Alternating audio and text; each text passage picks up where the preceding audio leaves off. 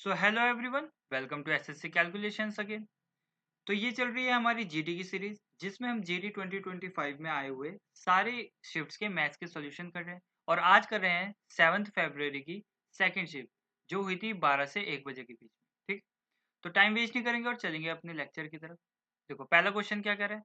पहला ही क्वेश्चन देखो, a salesman offers a discount scheme of buy 25 and get 5 free. ठीक है, हमें पता है ये तो डिस्काउंट के लिए दिया हुआ रहता है। ठीक है, आगे क्या बोल रहा है, on a purchase of notebook in his shop. ठीक है, he profess he professes that a notebook cost him 10 रुपए, but in reality it cost him 5 रुपए। ठीक है भाई, उसने 5 रुपए की खरीदी थी ना, वो 10 रुपए बता रहा है सबको, मैंने तो 10 रुपए की खरीदी, वो मतलब दिखावा कर रहा है। ठीक है, find the difference between his profit percentage and scheme discount. ठीक है, देखो डिस्काउंट परसेंट तो हमें पता है, सिंपली निकाल सकते हैं हम। देखो डिस्काउंट और प्रॉफिट परसेंट के लिए हमें क्या क्या पता होना चाहिए।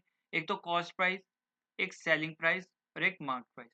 क्योंकि मार्क प्राइस से हम डिस्काउंट निकालते हैं और कॉस्ट प्राइस से हम एसपी तक जाते हैं तो प्रॉफिट निकालते हैं। ठीक है, तो हम कैसे निकालेंगे। देखो डिस्काउंट परसेंट तो हम इजीली निकाल सकते हैं। हमने क्या सीखा है, देखो हमें टोटल कितने खरीदे हमने, ये डिस्काउंट परसेंट का फॉर्मूला अप्लाई करेंगे। देखो हमने 25 खरीदे लेकिन 5 हमें फ्री के मिल गए, तो हमें टोटल कितने मिल गए हैं, टोटल मिल गए हैं 30। कितने फ्री थे उसमें, उसमें थे 5 फ्री। तो ये कितना है, ये जो इसको अगर इंटू 100 करेंगे ना, तो 0 से 0 जाएगा, ये आ जाएगा 50/3%। तो ये हमारा क्या आ जाएगा, ये तो हमारा डिस्काउंट परसेंट आ गया। ये तो सिंपली हम निकाल चुके हैं। अब हमें प्रॉफिट परसेंट निकालना है। प्रॉफिट परसेंट कैसे निकालेंगे, देखो प्रॉफिट परसेंट ऐसे निकालेंगे।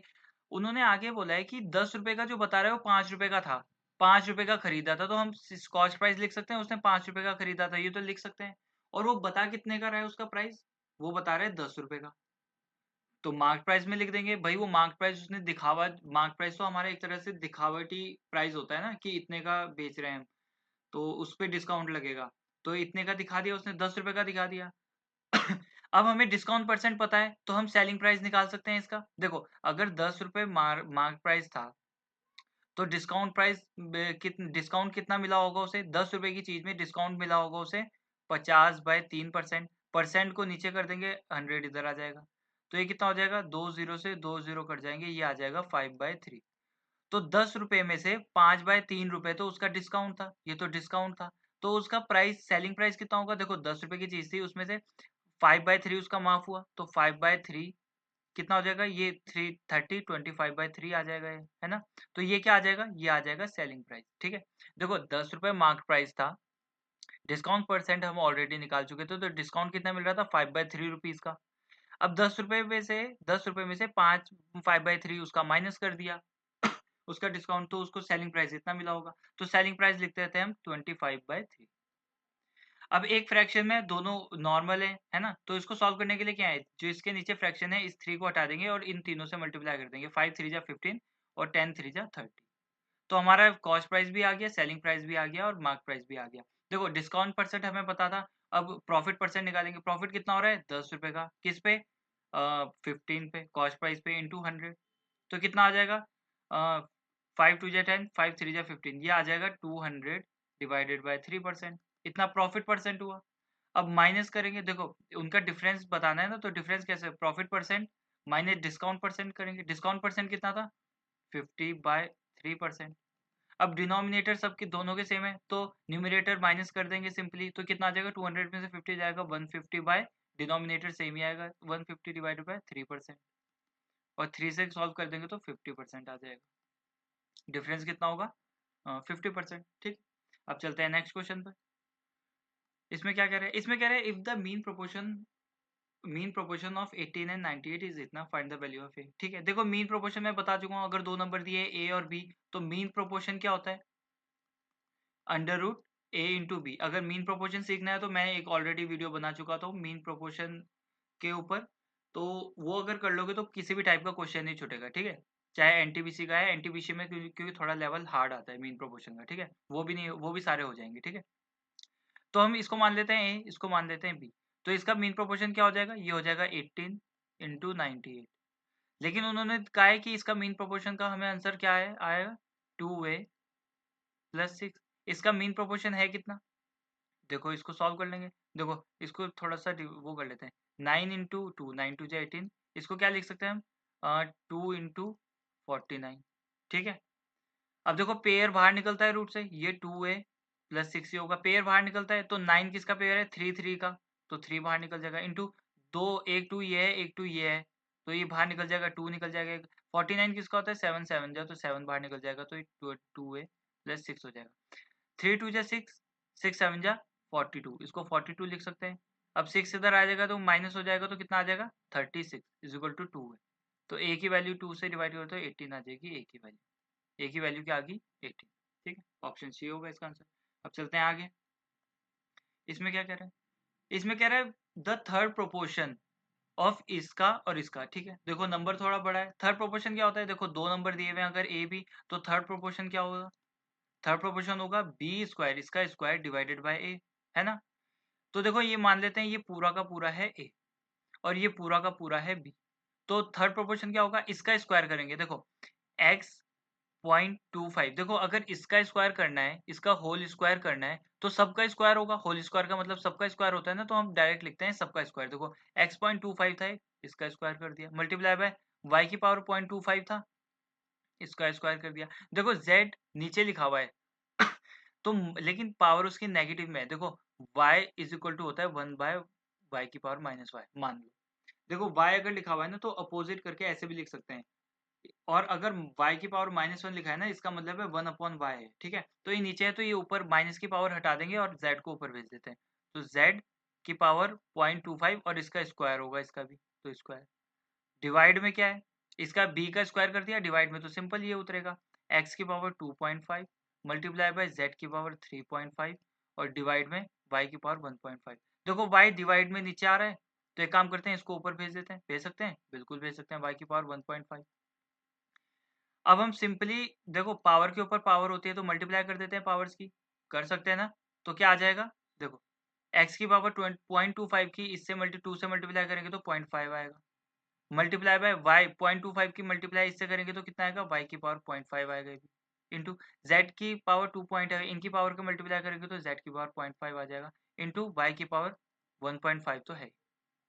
अब डिवाइड करेंगे, ये क्या लिखा हुआ है? देखो x की पावर 2.5 है ना, तो इसको हम ऐसे लिख सकते हैं x की पावर 2 मल्टीप्लाई बाय x की पावर 0.5।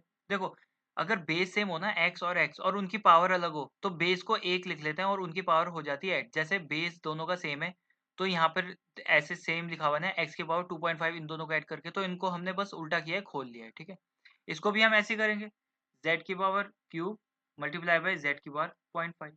ठीक है, अब देखो z की पावर 0.5 से z की पावर 0.5 काट सकते हैं। ठीक है, x की पावर 0.5 से x की पावर 0.5 काट सकते हैं। ठीक है, अब आगे क्या आएगा? देखो y की पावर 0.5 है और y की पावर 0.5 है, बेस सेम है तो पावर प्लस हो जाएगी 1.5 और 0.5 क्या हो जाएगा? स्क्वायर हो जाएगा, तो y की पावर स्क्वायर वो 2 हो जाएगा, 1.5 और 5 2 हो जाएगा डिवाइड। नीचे क्या बचा? एक्स स्क्वायर बचा है और जेड क्यूब बचा है, जेड क्यूब बचा है, तो क्या हो जाएगा? Y square divided by X square Z cube आ जाएगा। ठीक है, अब चलते हैं आगे। इसमें क्या कह रहा है? इसमें कह रहा है the distance from Chandigarh to Amritsar is covered 4.5 hour में 15 किलोमीटर 50 किलोमीटर पर आवर की स्पीड से। देखो डिस्टेंस क्या है? डिस्टेंस क्या होता है? डिस्टेंस सबको पता है, डिस्टेंस होता है स्पीड इनटू टाइम। ठीक है, स्पीड इनटू टाइम। तो डिस्टेंस हम पता कर सकते हैं। देखो स्पीड थी उसकी 50 इनटू टाइम था 4.5। ठीक है, तो इनका मल्टीप्लाई करेंगे तो कितना आ जाएगा? 5 25 का 5 2 5 225 आएगा, 225 आ जाएगा। ठीक है, लेकिन हमसे डिस्टेंस तो उसने पूछा नहीं है। हमसे पूछा क्या है? उन्होंने पूछा है कि बाय हाउ मच स्पीड, कितनी स्पीड कितनी स्पीड हम बढ़ाएं जो हमारा टाइम 30 मिनट बच जाए। देखो स्पीड निकालेंगे अब हम। स्पीड क्या होता है? आप सबको पता है, डिस्टेंस डिवाइडेड बाय टाइम। तो स्पीड निकालनी है हमें, तो डिस्टेंस कितना है? देखो डिस्टेंस तो 225 है।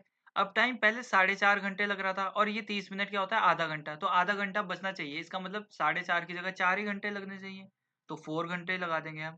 ठीक है, ये स्पीड स्पीड कितनी आ जाएगी? देखो 4 5 जा 20 4 6 जा 24 4 2 जाए 4 5 जा 20 4 2 जाए 4 5 जा 20। तो स्पीड उसको इतनी करनी पड़ेगी।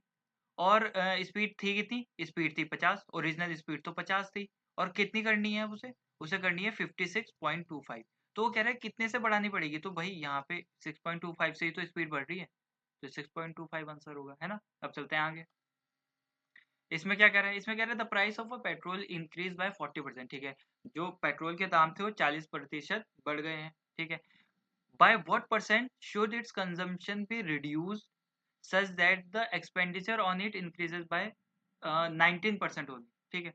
देखो हमें सबसे पहले क्या पता होना चाहिए, रुपीज इंटू कंजम्पशन होता है एक्सपेंडिचर, ठीक है। देखो अगर आपने कोई चीज 5 रुपए की खरीदी है और आपने 10 खा ली है, तो इसका मतलब आपका 50 वो आपका जो पूरा खर्चा है वो 50 रुपए है। ये सबको पता है, 5 रुपए की चीज 10 खाई है तो 50 रुपए आया होगा। तो हम ऐसे ही लिखेंगे, देखो रुपीज कितने से बोल रहे हैं, कितने से प्राइस बढ़ा है। देखो अगर 100 रुपए था तो अब हो गया है 140, 40% बढ़ गया होगा तो 100 का 40% 40 होता है, तो 100 से 40 हो गया होगा, एक तरह से मान लेते हैं। अब यहाँ पे लिखते हैं कंजम्पशन, तो कंजम्पशन किस हिसाब से बढ़ा है उन्होंने बताया नहीं है, उन्हें ये तो हमें निकालना है। लेकिन उन्होंने बोला है कि एक्सपेंडिचर क्या होना चाहिए, एक्सपेंडिचर सिर्फ 19% ही इंक्रीज होना चाहिए। देखो अगर एक्सपेंडिचर 100 था तो कितने से बढ़ना चाहिए, सिर्फ 119 होना चाहिए। इसका 19% कितना होता है 19, तो 100 से 119 ही होना चाहिए। अब देखो, अब यहाँ से हम एक और चीज दिखा सकते हैं, देखो अगर कंजम्पशन को इधर ही रख दें तो एक्सपेंडिचर डिवाइडेड बाय रुपी नीचे चल जाएगा, रुपी नीचे चल जाएगा ना। तो देखो हम कंजम्पशन को ऐसे निकाल सकते हैं, इधर का कंजम्पशन देखो यहाँ का 100 रुपए थे और ये, तो एक्सपेंडिचर को अगर रुपी से डिवाइड करेंगे, कंजम्पशन एक्सपेंडिचर को रुपी से डिवाइड किया तो 1 आएगा, 100 को 100 से डिवाइड करेंगे रेशो। इसको क्या करेंगे, इसको 119 को 140 से डिवाइड करना पड़ेगा, ठीक है। अब हम कंजम्पशन का देखते हैं सिर्फ, ये देखो कंजम्पशन का रेशो आया है हमारा 1:119/140। देखो रेशो में तो इसका मतलब ये भी 1 है, डिवाइडेड बाय 1 ही, तो 1 डिवाइडेड बाय 1 ही होगा, तो इसको क्रॉस मल्टीप्लाई कर लेंगे, तो क्रॉस मल्टीप्लाई करके ये 140 उधर चल जाएगा, तो ऐसा हो जाएगा।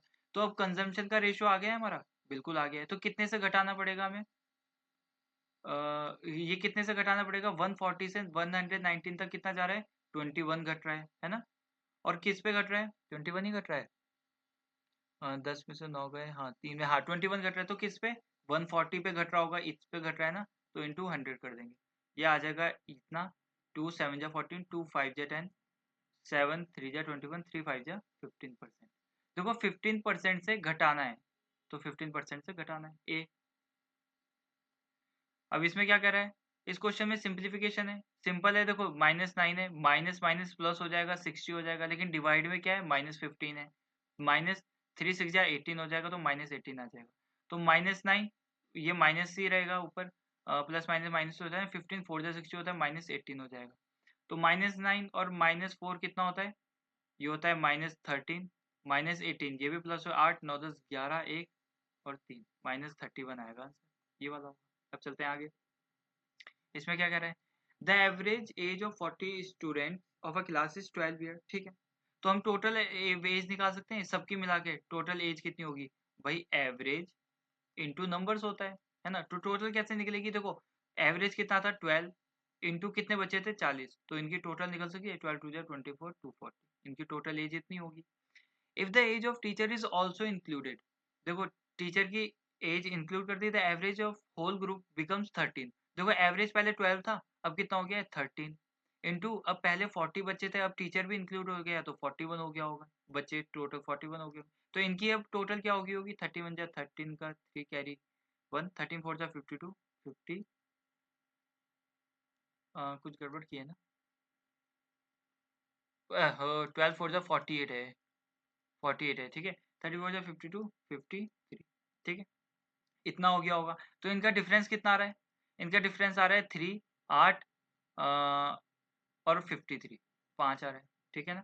अब ये 53 पहले 480 था, अब 533 है, तो ये इंक्रीज किसके, ये 53 जो इंक्रीज हो रहा है ये क्यों हो रहा है, ये टीचर्स की एज के कारण, टीचर्स एज है, टीचर की एज इंक्लूड कर दी थी ना, इसलिए उनका टोटल इतना बढ़ गया है, ठीक है। तो 53 जिससे जितने से इंक्रीज हुआ था वो टीचर की एज थी, ठीक है।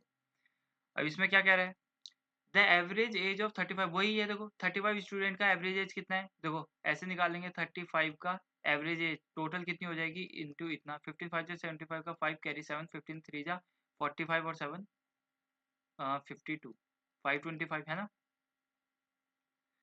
अब आगे क्या, when the teacher's age is included the average age of a group increases by इतना। देखो पहले 35 बचे थे, अब टीचर भी हो गए तो 36 हो गए इनटू कितने से बढ़ गया है, वो बोल रहे हैं कि 1.25 से बढ़ गया है, तो 16.25 होगी इनकी एज, है ना, इतनी एज हो गई होगी।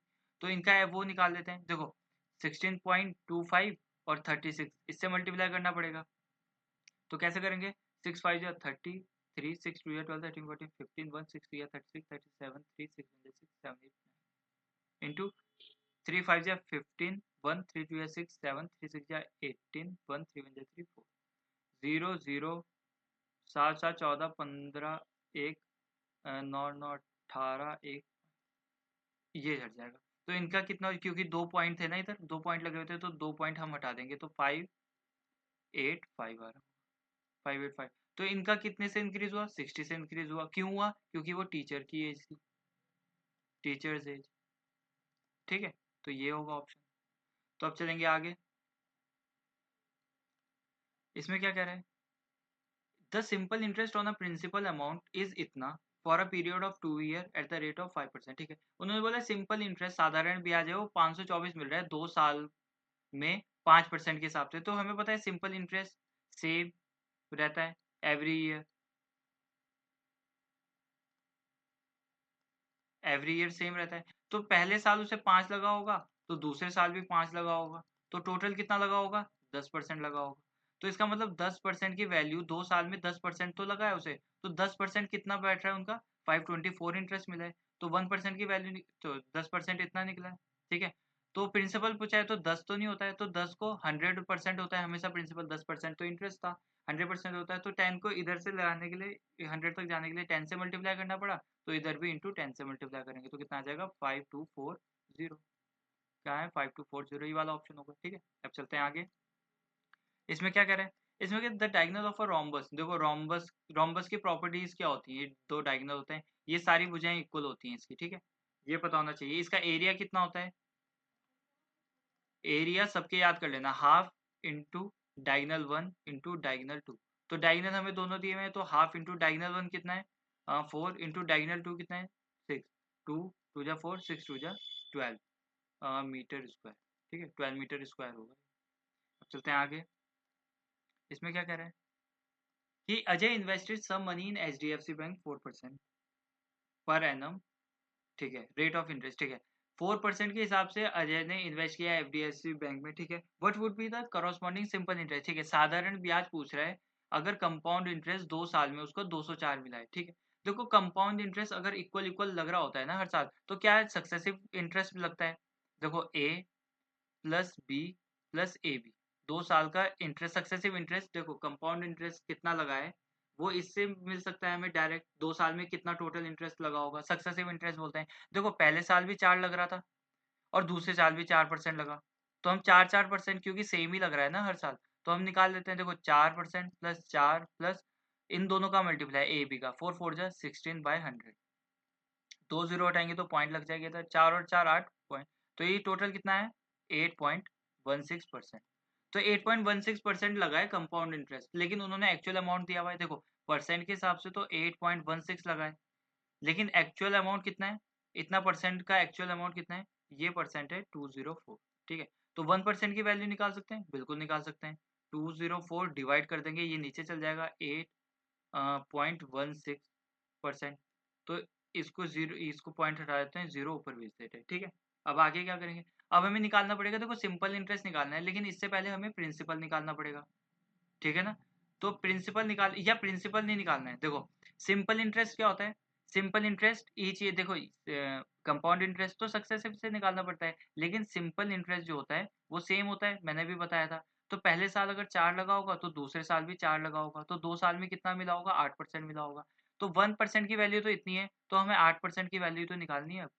तो इसे इंटू 8% कर लेंगे, 2040 डिवाइडेड बाई 816 इंटू 8%, 8% की वैल्यू निकाल लेते हैं। इधर से इधर 8 इंटू 8 करके गए, तो इधर से इधर भी इंटू 8 करके गए। ठीक है, 8 बन जाए 8, 8 बन जाए 8, 0 8 टू जा 16। ठीक है, हैंग हो गया। हाँ 8 बन जाए 8, 8 देखो इससे कर जाएगा, 8 बन जाए 8, 0 8 टू जा 16। ठीक है, ये 2 जा जाएगा, तो क्या आएगा? अच्छा इधर 2 ज़ीरो लगने थे, ये 2 ज़ीरो में है ना, तो यहाँ पे 2 ज़ीरो लगने थे, ठीक है? 2 ज़ीरो तो 200 आ जाएगा, तो 8% कितने के बराबर होगा? 200। सिंपल इंटरेस्ट होगा 200, ठीक है? चलते हैं आगे। इसमें क्या कह रहा है? इसमें कह रहा है if the income of Ravi is 20% more than the Ram, ठीक है? एक है रवि और एक है राम।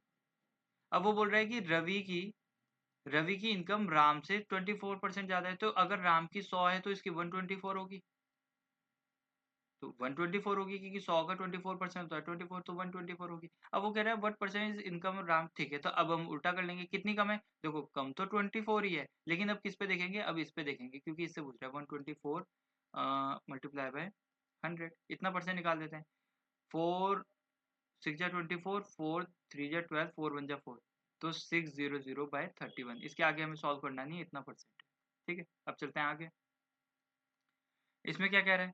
इसमें कह रहा है the greatest number which divide इतना एंड इतना लीव्स नो रिमाइंडर। देखो 0 रिमाइंडर और 6 रिमाइंडर। देखो देखो जब 1477 को डिवाइड कर रहा है तो कुछ भी रिमाइंडर नहीं आ रहा है, मतलब ये पूरा का पूरा डिवाइड हो जा रहा है। लेकिन जब 671 को डिवाइड कर रहा है तो 6 रिस्पेक्टिवली जो लिखा हुआ है ना, ये 6 इतना रिमाइंडर आ रहा है, तो इसका मतलब ना पहले हम रिमाइंडर को हमेशा माइनस करते हैं, हमने पहले वाले लेक्चर में भी देखा था। तो 650 ओ सॉरी 665 665 हो जाएगा, है ना, माइनस करके। तो अब ऐसा नंबर इन ऑप्शन में से हमें वो वाला नंबर देखना है जो इसको डिवाइड कर दे और इसको भी डिवाइड कर दे। देखो 20 के लास्ट में 0 है, तो ये तो इधर तो 0 कहीं नहीं है, तो ये तो नहीं होगा, ये काट देंगे। देखो ये लास्ट में 5 है, इसमें 16 में 2 भी आता है, ये इवन है और ये ऑड नंबर है दोनों, तो ये वाला भी नहीं होगा। इन दोनों में देखना पड़ेगा। 7 से देख लो, 7 से जा रहा है, 7 9 जा 63, 7 5 जा 35, ये हो गया। 7 2 जा 14, 1 1, तो 7 वाला ऑप्शन होगा। 7 से हो रहा है, इस 17 से नहीं होगा, आप चेक कर सकते हैं, ठीक है? अब चलते हैं आगे। इसमें क्या है? Pramod sold 152 chairs and had a gain equal to a selling price of 52 chair, ठीक है? देखो सेलिंग प्राइस ऑफ 1 चेयर कितना होगा? ये है, मान लेते हैं हम 1 रुपीज, 1 रुपी मान लेते हैं। तो सेलिंग प्राइस ऑफ जितनी 154 चेयर कितना होगा? ये हो जाएगा 154 रुपीज। भाई इतना ही तो हो जाएगा, ठीक है? सेलिंग प्राइस तो हमने निकाल दिया। अब हमें निकालना है, अब यहाँ देखो प्रॉफिट उसे कितना हुआ है? प्रॉफिट प्रॉफिट उसे हुआ है कि सेलिंग प्राइस ऑफ 54 चेयर। देखो कितने के बराबर? जितना सेलिंग प्राइस 54 को बेच के आता, तो प्रॉफिट सेलिंग प्राइस कितना आता 54 चेयर को बेच के? 54 रुपए आता, है ना? तो इतना उसको प्रॉफिट हुआ होगा। अब हम यहाँ पे देखो, selling price minus cost price is equal to हमारा प्रॉफिट, यही तो होता है। वही सेल, जितने में बेचा, जितने में खरीदा और जितने में बेचा उतने से माइनस करते हैं, जितने में खरीदा वो प्रॉफिट आता है। तो हम इसको थोड़ा रीअरेंज करें तो सेलिंग प्राइस इधर प्रॉफिट माइनस हो जाएगा और सीपी इधर जाके प्लस हो जाएगा, तो सीपी, तो सेलिंग प्राइस में से अगर प्रॉफिट निकालते हैं तो सीपी आ जाएगा।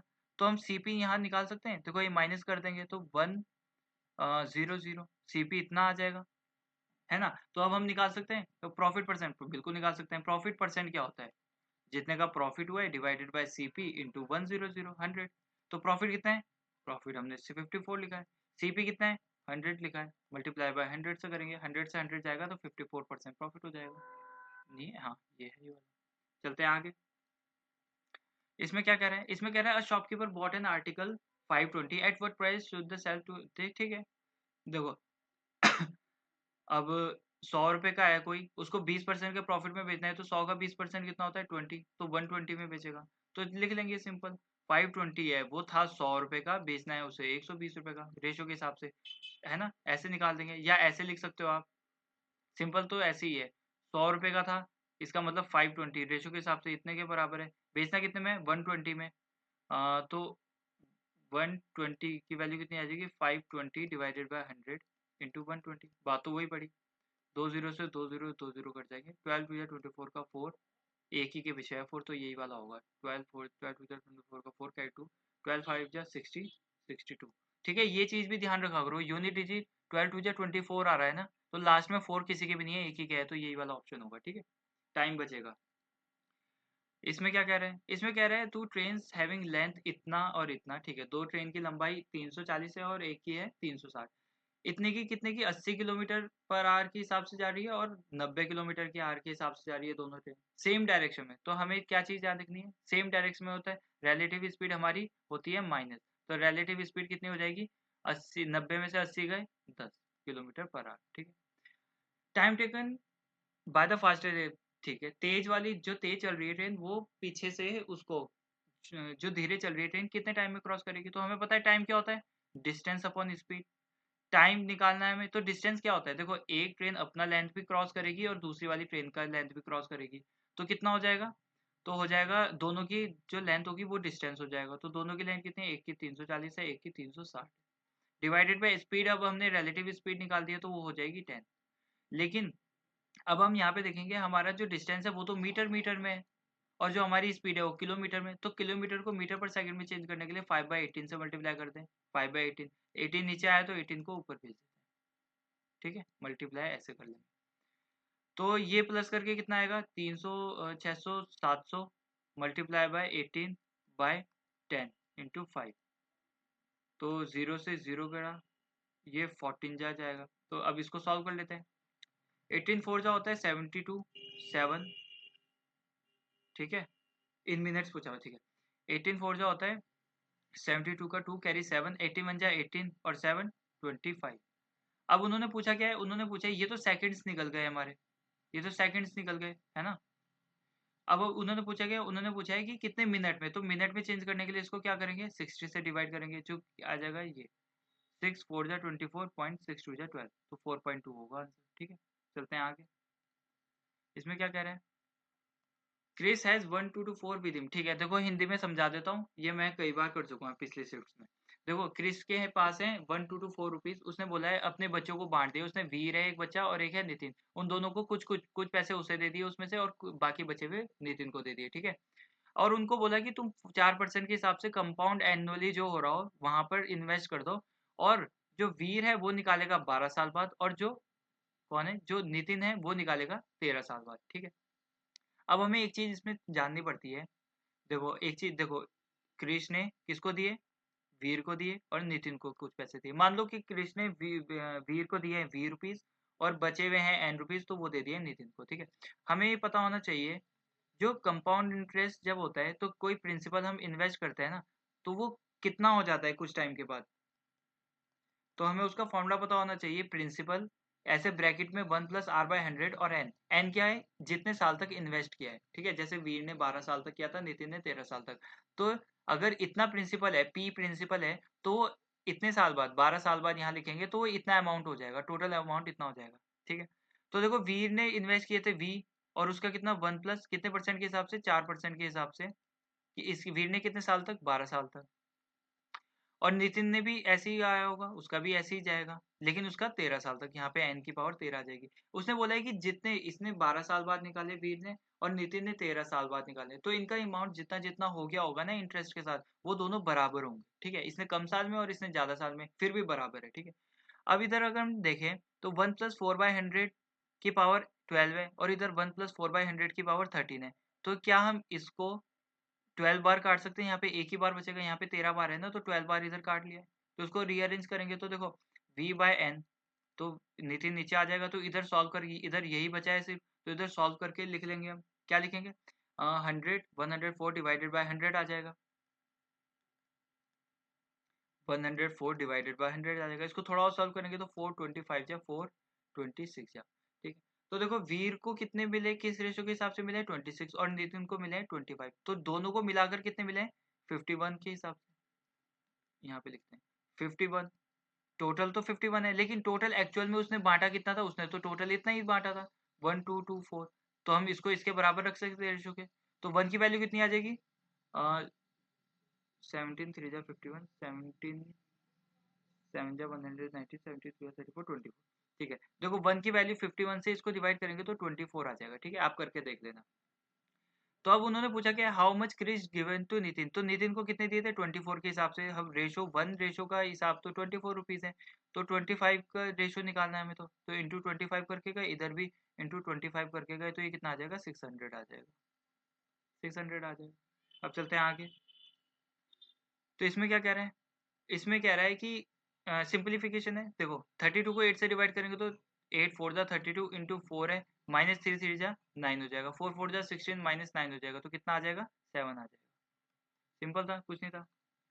इसमें क्या कर रहे हैं, the greatest number which divide 943 and इतना लीव्स रिमेन। ठीक है, देखो 943 है एक नंबर और एक नंबर है 1957, तो इनको जब डिवाइड कर रहा है वो नंबर तो रिमाइंडर कुछ छोड़ रहा है इतना। ठीक है ना, तो हम रिमाइंडर को हमारा कोई मतलब नहीं होता, तो उस नंबर से हम रिमाइंडर माइनस कर लेते हैं, तो कितना आ जाएगा 936। और इधर से इसमें रिमाइंडर कितना रिस्पेक्टिवली है ना, इसका रिमाइंडर ये छोड़ रहा है, इसका रिमाइंडर ये, तो माइनस करोगे 1950। अब ऐसा, अरे ये 7 है यार, 1956। ठीक है, तो अब ऐसा नंबर हमें निकालना है जो इन दोनों को डिवाइड कर रहा हो, इन दोनों को डिवाइड कर रहा हो। तो देखो 13 तो नहीं करेगा, कर सकता है वैसे तो। देखो 10 तो नहीं करेगा, पहले तो इसको हटा दो। तो ये 28 कितना है, देखो 28 होता है 4 इंटू 7। क्या 7 डिवाइड कर रहा है, 4 तो दोनों को कर रहा है, 7 कर रहा है क्या, 7 7 वन जा 7, 7 वन जा 7, सॉरी 7 वन जा 7, 2 बजा 7, 3 जा 21, 7 नहीं कर रहा है, तो ये वाला तो नहीं होगा। 13 कर रहा है क्या, 13 का देख लो। देखो पहले ना इसका देख लो, इसमें 2 इंटू 6 है ना, तो 6 से देख लो, 2 से तो हो रहा है, 6 से ये वाला देख लो, ये तो हो ही रहा है। 6 3 जा 18, 6 2 जा 12, 6 6 जा 36, तो ये वाला 12 होगा इसका आंसर। ठीक है, 12 से दोनों नंबर डिवाइड हो रहे हैं। ठीक है, अब चलते हैं आगे। इसमें क्या कह रहे हैं, ओहो ये तो बड़ा ही छोटा है। A and B can do a piece of work in 30 days and 10 days. ठीक है, टाइम इन वर्क है, मैं लिख देता हूँ। देखो ए एंड बी है, डेज कितना है, डेज है, ए कर रहा है 30 दिन में और बी कर रहा है 10 दिन में। ठीक है, हम टोटल वर्क निकाल सकते हैं। टोटल वर्क क्या निकालते हैं, इन दोनों का एलसीएम जो आएगा 30।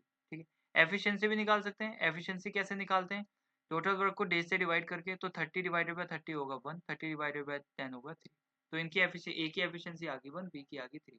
If they work on alternate days starting with N. ठीक है, वो दोनों काम कर रहे हैं, लेकिन पहले दिन ये कर रहा है, फिर अगले दिन बी कर रहा है, फिर पहले दिन, फिर तीसरे दिन ये कर रहा होगा, ऐसे कर रहे हैं। तो पहले दिन फर्स्ट डे, फिर सेकंड डे, तो पहले दिन तो एक ही काम हुआ क्योंकि ए ने अपनी एफिशिएंसी से किया। फिर दूसरे दिन बी आया, बी ने अपनी एफिशिएंसी से किया, 3 किया। तो इन 2 डेज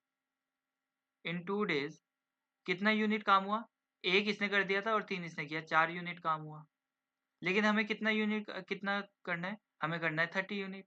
तो हमें 30 यूनिट तक जाने के लिए क्या करना पड़ेगा, देखो इंटू 7 करेंगे, 7 4 जा 28 आ जाएगा, 28 यूनिट। और इधर क्या करेंगे, इधर भी इंटू 7 करेंगे, अगर इधर मल्टीप्लाई किया 7 से, तो ये 4 यूनिट को हमें 30 यूनिट तक ले जाना है, क्योंकि हमारा टोटल वर्क तभी खत्म होगा। तो इधर भी 7 से करेंगे तो 14 डेज हो गए। ठीक है, 14 डेज हो गए। लेकिन हमारा क्या काम इतना ही है, बिल्कुल नहीं, इतना नहीं है, इससे तो ज़्यादा है। तो हम एक और दिन करेंगे, एक और दिन करेंगे तो 15 डेज हो जाएगा। 15 डेज में कौन आ रहा होगा, अगले दिन। इन दोनों की पहले, फिर अगले दिन कौन आ रहा होगा, ए आ रहा होगा। तो इसने एक काम किया होगा, 29 हो गया होगा, 29 यूनिट। क्या अभी भी हमारा काम पूरा हो गया, अभी भी नहीं हुआ। तो 15 डेज तो हो गए, अब बचा हुआ कितना काम है, अब 1 काम बचा हुआ है, वो जो कौन करेगा, बी करेगा 3 की एफिशिएंसी, तो 1/3 कर देंगे, तो इतना डेज आ जाएगा। ठीक है, फिफ्थ है, हाँ ये वाला ऑप्शन होगा। ठीक है, तो यहाँ पर होता है हमारा लेक्चर खत्म। आशा करता हूँ कि आपको क्लास अच्छी लगी होगी और क्वेश्चन समझ में भी आए होंगे। तो ऐसे ही जीडी सीरीज फॉलो करने के लिए, मैथ सीखने के लिए और ऑली बोर्ड के लाइव क्वांट सॉल्यूशन जानने के लिए फॉलो करें एसएससी कैलकुलेशंस को। अब मिलते हैं आपसे नेक्स्ट लेक्चर में, तब तक के लिए बाय, टेक केयर।